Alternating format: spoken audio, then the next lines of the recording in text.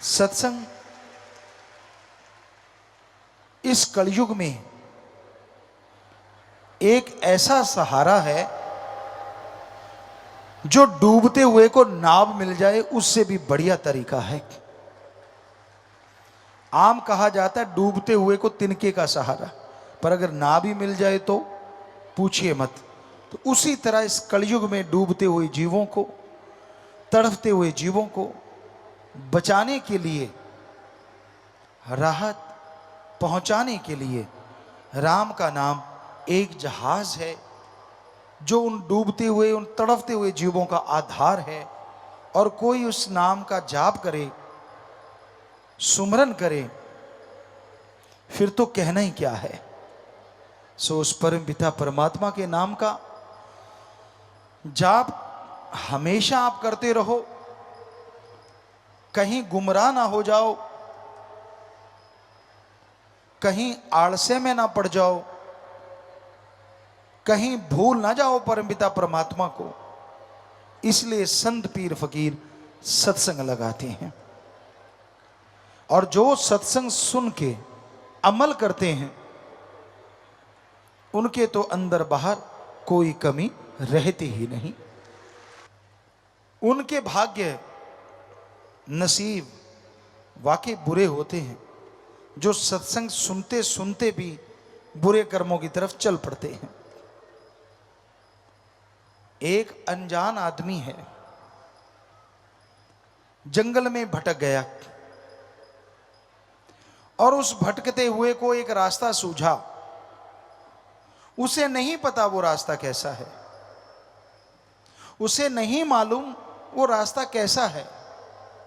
बुद्धि विवेक का काम लेता तो पता चलता, पर उसने आप देखा ना ताप उस रास्ते पे निकल पड़ा। उस रास्ते में जंगली जानवर है, उस रास्ते में दलदल है, जान बचाएगा तो कैसे, बहुत ही मुश्किल है। वो लुट जाता है डाकुओं के हाथों, घायल हो जाता है पशुओं के हाथों, और फंस के रह जाता है दलदल में। लेकिन एक पूरे जंगल का जानकार है, उसे पता है शॉर्टकट रास्ता कौन सा है। उसे पता है ये रास्ता दलदल भरा है, ये जानवरों से भरा है, इधर डाकू रहते हैं, और ये बिल्कुल सेफ रास्ता है। पर वो इंसान फिर भी दलदल वाले रास्ते में चल पड़े, डाकुओं की तरफ चल पड़े, या पशुओं वाले रास्ते में जो खा जाएंगे उस रास्ते में चल पड़े, तो क्या कहिए। ऐसे ही सत्संगी होते हैं, जो सत्संग सुनते हैं, नाम लेवा होते हैं। जब वो ऐसे जंगली रास्तों पे निकल पड़ते हैं तो फिर दद्दा दोष ना काहू दीजिए, दोष कर्मा अपनिया, जो मैं किया सो मैं पाया, दोष ना दीजिए आवर्जन। आप तो जानकार हो, जिसने सत्संग सुना, नाम ले लिया, वो तो जानकार है कि ये रास्ता गलत है, ये रास्ता गलत जा रहा है, ये दलदल भरा है, यहां पे काम वासना क्रोध लोभ मोह अहंकार टूट पड़ेंगे, बर्बाद कर देंगे। वो सब जानता है। अगर जानते बूझते हुए भी वो उस रास्ते का चयन करता है, उस रास्ते को चुनता है, तो इसमें फिर ना तो भगवान का दोष, ना गुरु पीर फकीर का दोष, अपने कर्मों की सजा भोगता रहता है, तड़पता रहता है, व्याकुल रहता है। तो इसलिए सत्संगियों, आपको तो पता है गलत रास्ते नहीं चलना, फिर आप मन के लोभ लालच में क्यों चल पड़ते हो?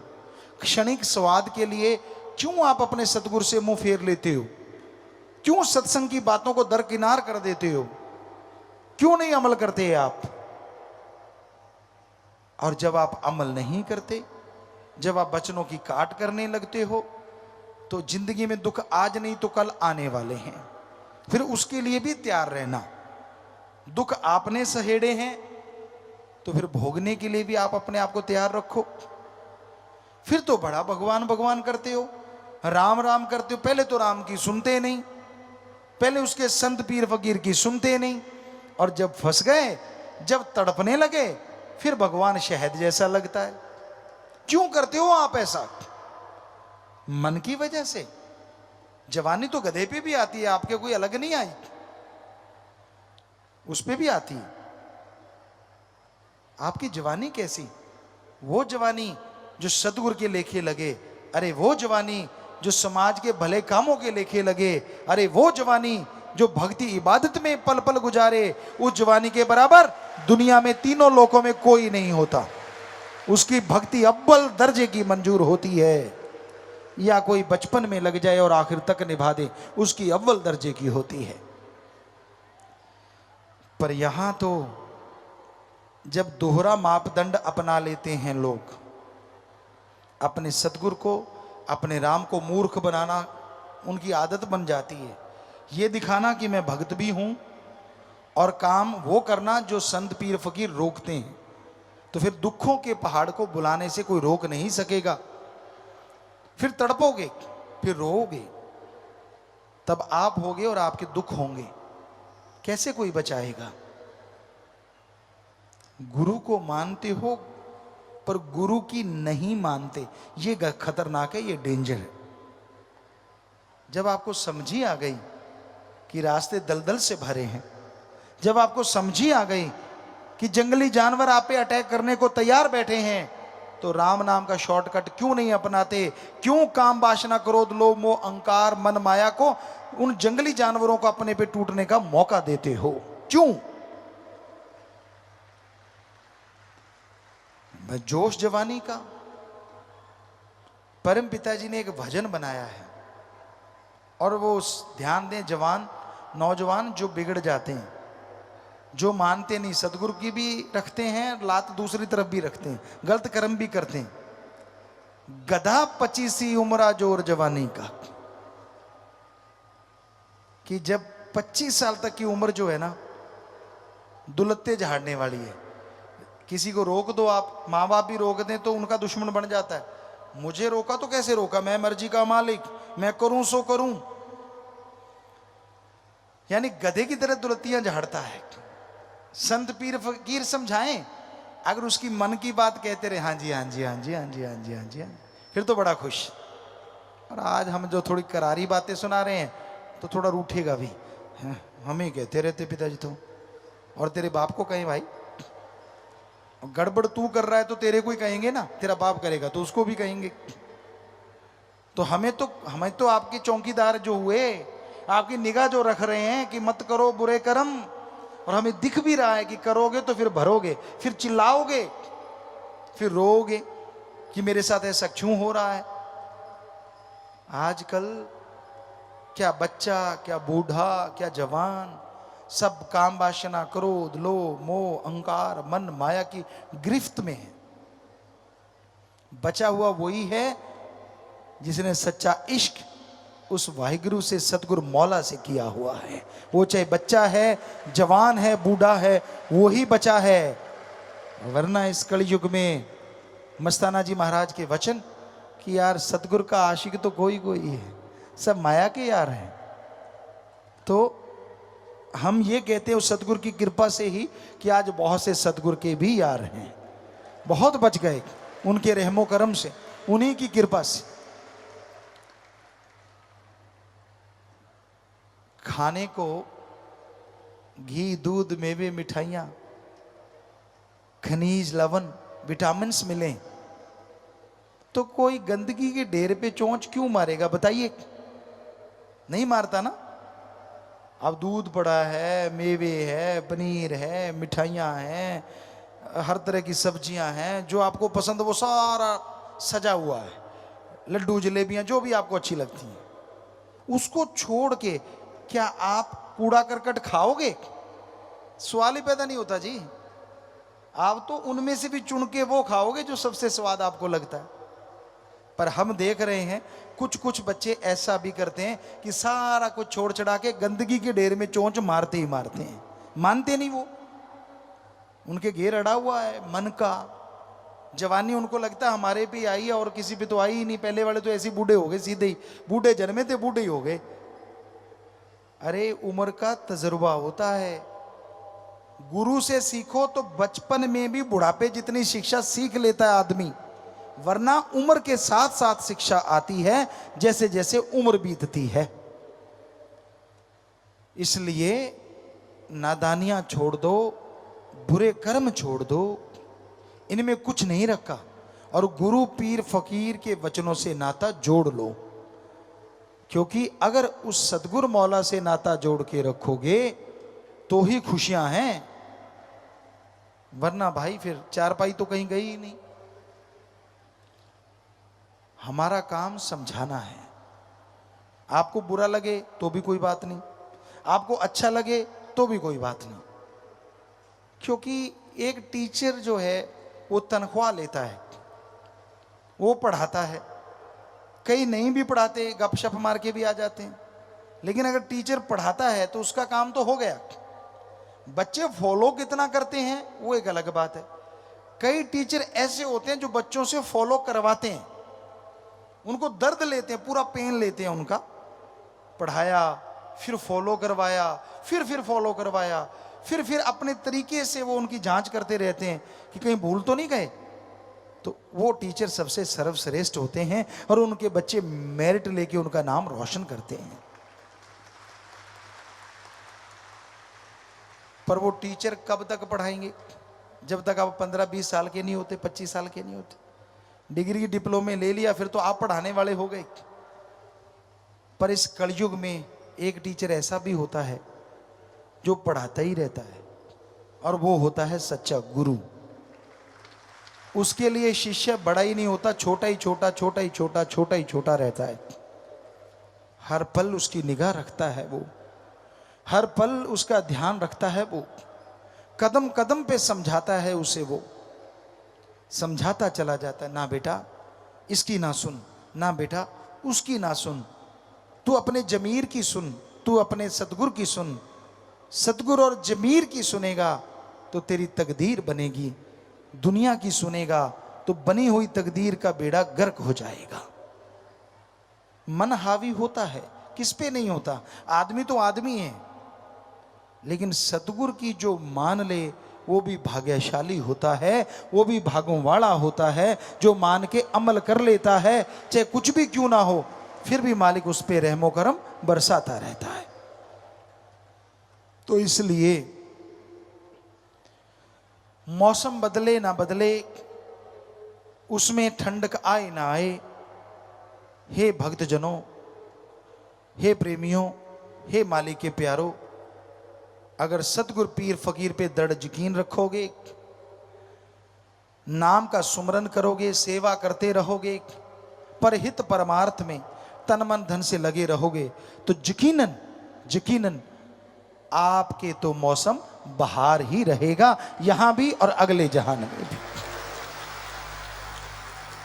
किसी के पतझड़ आए तो आए, क्या करें, उसके कर्म।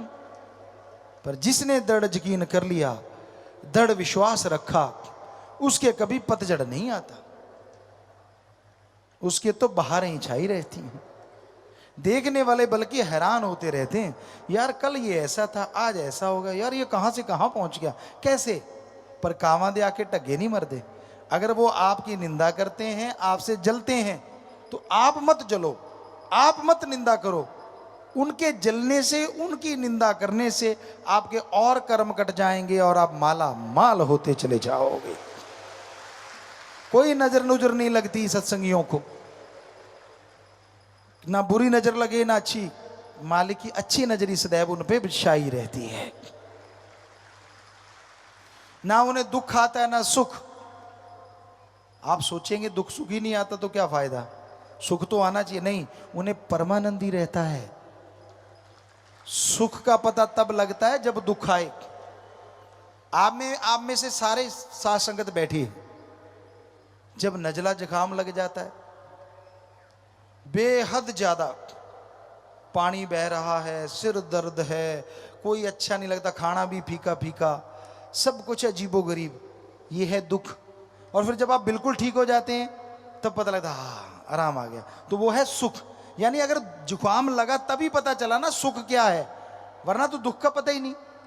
तो इसलिए सत्संगी जो होते हैं, मालिक से प्यार करते हैं, सुख दुख नहीं आता, वहां तो परमानंद ही रहता है, तमीज ही नहीं रहती, खुशियां ही खुशियां, खुशियां ही खुशियां। यही सचखंड है, यही निज धाम में होता है। पर दृढ़ यकीन चाहिए, सेवा सुमरण चाहिए, जितना का कर सको। और सत्संग सुनो, क्योंकि सत्संग सुने बिना आदमी काबू में नहीं रहता, उसका मन काबू नहीं रहता, इंद्रियां काबू नहीं रहती। जैसा करो संग वैसा चढ़े रंग। बनी बनाई भक्ति को गुल करने वाले घूम रहे हैं चारों तरफ। आपके चेहरे पे थोड़ा नूर आता है भक्ति का। जब आपके प्यार का सुरूर आप पे छाने लगता है, तब तक कोई ना कोई ऐसा संग आप कर बैठते हैं जो आपकी उस भक्ति के रंग को फीका कर देता है, और सत्संग में बैठे बैठे नींद में खो जाते हैं आप। कहां मस्ती मानने वाले, कहां नजारे लेने वाले हर शब्द के। क्यों आप डुला देते हो सब कुछ, थोड़ी सी देर में करी कराई भक्ति को खत्म करवा लेते हो। इसलिए किसी की सुनो ना, सुननी है गुरु पीर फकीर की सुनो। वो आपका कभी बुरा सोचते नहीं, करना तो बहुत दूर की बात है। उनकी बात आपको कड़वी लग सकती है, कई बार हजम नहीं होती, ऐसा भी हो जाता है, लेकिन वो बदहजमी भी जन्मों जन्मों की बदहजमी को खत्म कर देती है। कई ऐसे होते हैं थोड़ी तकरार करने के बाद मान लेते हैं, लड़ते रहेंगे, नहीं पिताजी ने ऐसा मुझे कहा, उसको कहा, फलां को कहा, लास्ट में कर करा के कहते नहीं कहा तो सही ना, वो भी बच जाते हैं, उनको भी खुशियां मिल ही जाती हैं। और कई होते हैं कि पहली बार में ही मान जाते कि हाँ भाई जो पीर मेरा कह रहा है वो झूठ कह ही नहीं सकता, गलत कह ही नहीं सकता, मेरे में लाख कमी हो सकती है पर उसमें कमी हो नहीं सकती। उनका दायरा फिर खुशियों का बहुत बड़ा हो जाता है। अब दायरा आपके हाथ में है, आपने कितना बनाया हुआ है। और कई ऐसे होते हैं कि सुनते ही गड़बड़ हो जाती है, यार ये मुझे कहा, क्यों कहा, कहना नहीं चाहिए था। वो आप खड़ ज्ञानी बन जाते हैं। खुद को नहीं आता लेकिन दूसरों को ज्ञान देके आप तो बिगड़े, आप डुबेंदे बामणा जजमान भी डूबे, कि मैं तो डूब रहा, हम तो डूबेंगे सनम, तुझे भी ले डूबेंगे। खुद का मन बिगड़ा होता है और साथ वाले का भी बिगाड़ देते हैं। लानत ऐसे लोगों पे और लानत ऐसी जननी पे जो ऐसे बच्चों को जन्म देती है। आपका फर्ज, आप भक्त बन गए तो दूसरों को भक्ति से जोड़ो। पता नहीं कब आपके भाग्य उदय हो जाएं और कब आप खुशियों से माला माल हो जाएं। पर अगर एक को भी तोड़ने की आपने कोशिश की तो आपके परिवार तक, कुलों तक वो बात जाएगी। क्योंकि एक मां से उसके बेटे को बिछोड़ देना, एक गऊ को पेड़ा देके जल्लाद को सौंप देना, इसके बराबर होता है किसी भक्ति करने वाले को मालिक से तोड़ देना। बेइंतहा पाप, बेइंतहा पाप। इसलिए भक्तजनों जोड़ने की कोशिश किया करो, तोड़ने का तो सोचो भी ना। क्योंकि किसी को भी तोड़ना अल्लाह वाहिगुरु राम की भक्ति इबादत से महापाप होता है, और वो खुद भोगता है, उसके परिवारजन भोगते हैं। अगर सतगुरु मौला की उपमा नहीं कर सकते कोई बात नहीं, पर अल्लाह राम की निंदा ना करो। अगर किसी को भक्ति मार्ग से जोड़ सकते हो तो कहना ही क्या, वो तो महापुण्य है, महादानों का महादान है। पर अगर किसी को जोड़ नहीं सकते तो कोई बात नहीं, पर किसी को तोड़ो ना, वरना सबसे बड़े गुनाहगार आप बन जाओगे और जिंदगी से चैन, अमन, शांति, खुशियां सब चली जाएंगी। इसलिए हम गुजारिश करते हैं, आप भक्ति इबादत से मन जोड़ के रखा करो, मन से लड़ा करो। जब भी मन आपे हावी हो उस पे लानत डाला करो। रख वर्ज जरा इना अखियां नू, बिना सतगुरु दूजा तकना नहीं। ये परम पिता जी ने शब्द लिखा है।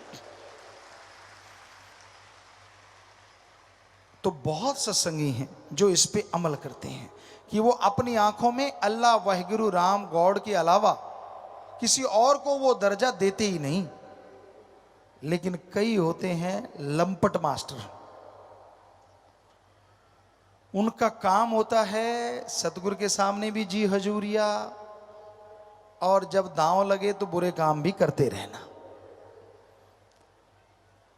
जब पीर फकीर सामने तो ऐसा लगता है ये तो भक्त बिल्कुल अभी पैदा हुआ है भाई, ये तो पाक साफ है। और जैसे ही गुरु पीर फकीर नहीं साइड में चले गए, फिर देखने वाला होता है उसकी निगाह कैसे नाचती है, किस किस में क्या क्या टोहती है, क्या क्या देखती है। करी कराई भक्ति यहीं करी और यहीं लुटा के खाली हाथ वापस चले जाते, सिर्फ मन माया के अधीन होकर, काम वासना की वजह से, क्रोध लोभ मोह अहंकार की वजह से। तो हे भक्तजनों, मालिक के प्यारे, ये फर्ज है हमारा आपको समझाना। भक्ति में आके बैठते हो, मालिक की याद में आके बैठते हो, भक्ति से बेइंतहा नज़ारे आपको मिलने वाले होते हैं। पर सत्संग समाप्त होते ही गलत भावना, गलत निगाह, गलत सोच, गलत फोन, गलत चीजें करनी शुरू ना कर दिया करो, वरना यहीं भक्ति करी और यहीं बर्बाद करके आप चले जाते हो। क्यों? अरे ये भक्ति पहले जब लोग करते थे, जो आपको घंटे डेढ़ घंटे में नसीब हो जाती है, उनको 100-100 साल में नसीब होती थी, सैकड़ों साल लग जाते थे। पर उनके गवाने में टाइम लगता था, आपके गवाने में टाइम नहीं। अगर 100 साल की, सैकड़ों साल की भक्ति 1.5 घंटे में बन सकती है, तो फिर गवाने में भी कलयुग की स्पीड तेज है। 5 मिनट में इसे आप गवा भी सकते हैं। इसलिए आपसे गुजारिश, हाँ आपके अंदर बुरे विचार आ गए, बुरी सोच आ गई, गलत भावना आ गई, कुछ नहीं होता, 5 मिनट सिमरण करो, ठीक हो गया। लेकिन उन विचारों पे अगर अमल कर लिया, अगर आपने वैसा कर्म कर लिया, बुरा गुनाह कर लिया, तो फिर भक्ति गई सब सवा राख हो गई। क्यों करते हो आप ऐसा? यही आज हमारे दिलो दिमाग में सतगुरु ने ख्याल दिया कि अपने उन बच्चों को संभालें जो पता नहीं कब से भक्ति से जुड़े हुए हैं। जरा सा अहंकार, जरा सा घमंड, जरा सा काम करके आप फूले नहीं समाते। अल्लाह वाहिगुरु का देखो यार, इस धरती पे अगर बात करें, ऐसी सैकड़ों धरतियां हैं, इस धरती पे देखें फूल, पत्तियां, वनस्पति, अरबों तो उसने डिजाइन बनाए हैं, अरबों उसने खुशबू भरी है, और करोड़ों तरह के उसने मिट्टी को रंग दिया है, पानी को जगह जगह बांध दिया है। आप अरबों में हो और हर के हाथों की अलग अलग लाइनें बना दी उसने, है ना कमाल? पर उसने कभी आपने देखा भगवान को घमंड करते कि देखो मैंने भाई इतने प्रकृति बनाई है, मैंने सैकड़ों धरतियां बनाई हैं, एक दो सके भाइयों के हाथ के निशान आपस में नहीं मिलते, देखो मैंने क्या डिजाइन बनाया है ना कमाल? वो कभी भी मैं नहीं करता। और आप थोड़ा सा काम करके बटन टूटने लगते हैं आपके, मैं करने वाला, मैं ये, मैं वो। बस यार बकरे की तरह मैं ना कर। वो ज्यादा मैं करता है, कसाई को आवाज सुन जाती है, उसका गला जल्दी कटता है। इसलिए जो ज्यादा मैं करते रहते हैं, भक्ति के मार्ग में वो गिर जाते हैं। जो दीनता नम्रता का पल्ला नहीं छोड़ते कि यार मेरा काम तो सतगुरु ने किया, मालिक ने किया, यार मैं कौन होता हूं। कभी एकांत में भी जिनको अहंकार नहीं आता, वो मालिक के अति प्यारे होते हैं, उन्हें बेइंतहा खुशियां कंटिन्यू मिलती रहती हैं। सो हम चाहते हैं हमारे सारे ही, अब 6 करोड़ के पास संगत पहुंचने वाली है, कि हमारे ये सारे बच्चे ही मालिक के अति प्यारे हों, बहुत ही प्यारे हों, जब तक इस धरती पे खुशियों से माला माल रहें, और जब छोड़ के जाएं मालिक की गोद में निज धाम सचखंड सतलोक अनामी में खुशियों से लबरेज रहें। इसलिए आपको समझाते हैं, वरना ना तो आपको डराने के लिए भाई, ना आपको अपना गुलाम बनाने के लिए, ना आपसे कोई अपना मतलब हल करवाने के लिए। हमारा तो एक ही ध्यान रहता है कि हमारी ये औलाद, परमपिता परमात्मा की औलाद, हमेशा हमेशा खुशी रहे। जैसे पुराने बुजुर्ग कहते सदा सुहागन रहे, तो हम भी चाहते हैं कि हमारी ये औलाद अपने परम पिता ओम हरि अल्लाह वाहिगुरु राम की सदा सुहागन रहे, सदा उससे लिव जोड़ के रखे, सदा उससे खुशियां ले।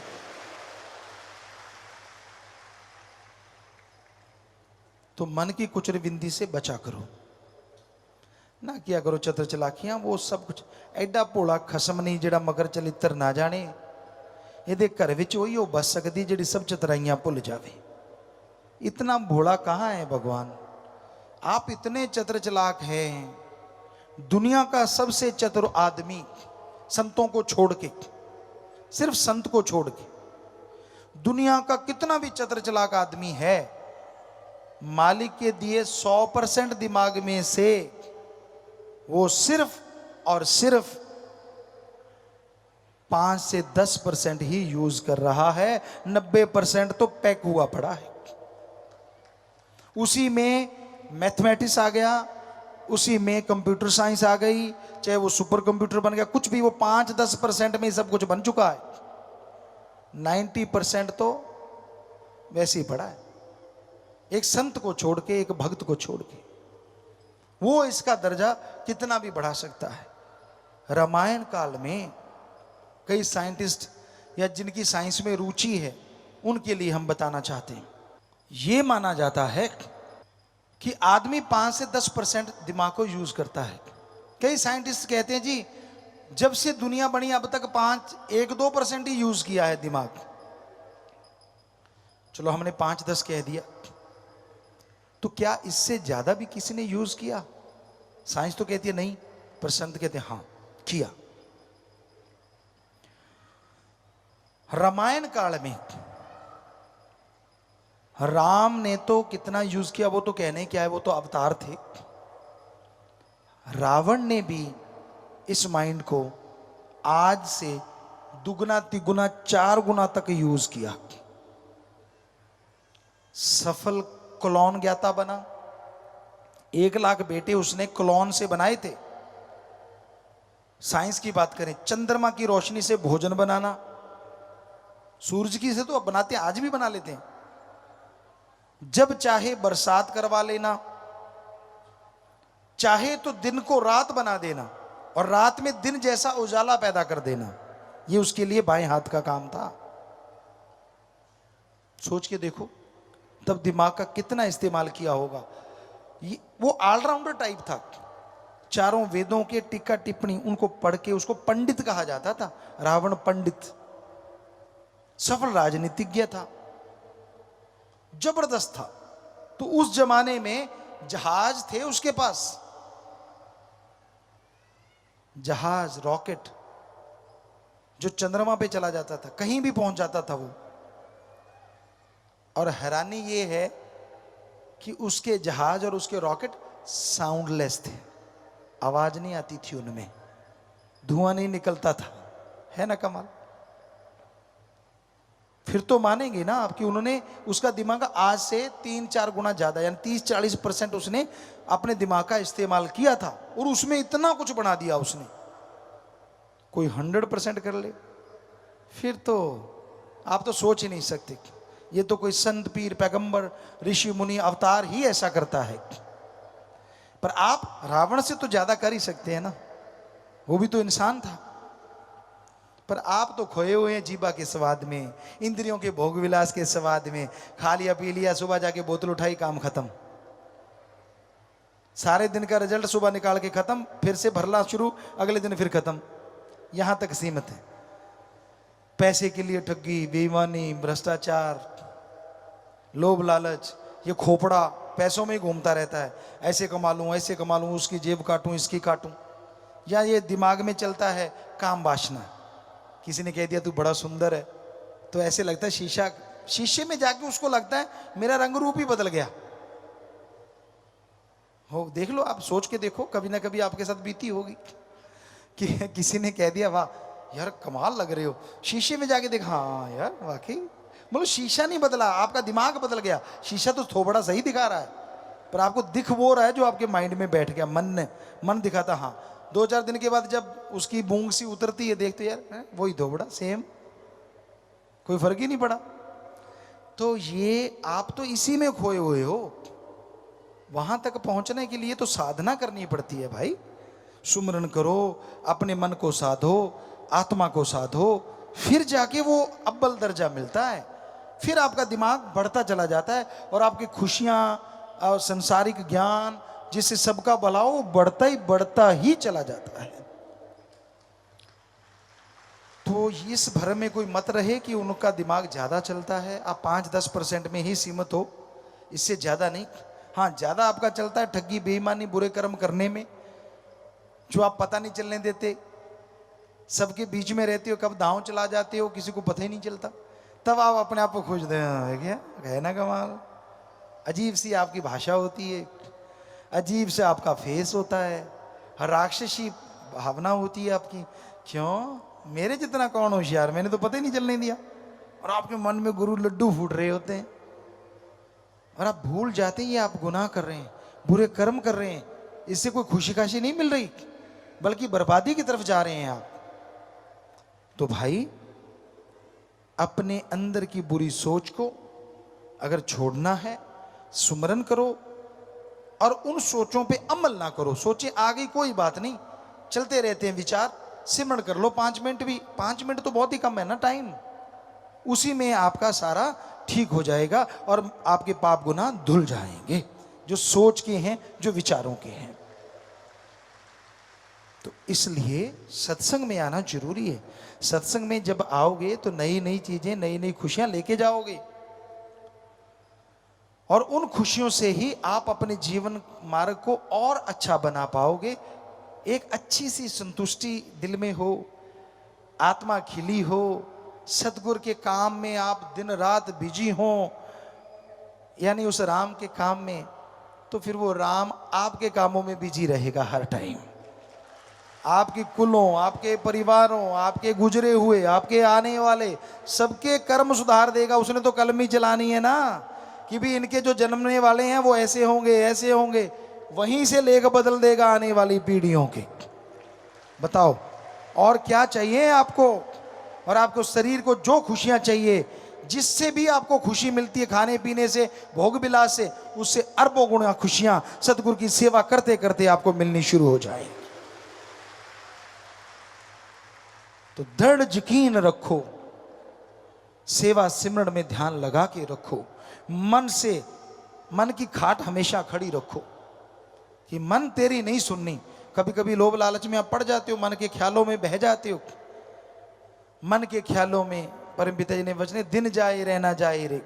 बड़ी आप स्कीम लड़ाते हो, बड़ी योजनाएं बनाते हो, हमें हंसी आ जाती है जब कोई योजना बना के हमारे सामने से गुजरता है। वाह यार, क्या योजना बनाई है, फुल प्रूफ। पर मालिक के सामने तो leak proof, totally leak proof, full proof बनती ही नहीं। बड़ी हैरानी होती है जब वो हमें कहते हैं हाँ नहीं नहीं आप जो कहो यार ये क्या है। हम भी वैसे ही करते हैं, हाँ ठीक है बेटा। भी जब तू हमें बुद्धू बना रहा, हम क्या करें। पर सत्संग में हम ऐसा नहीं कर पाते।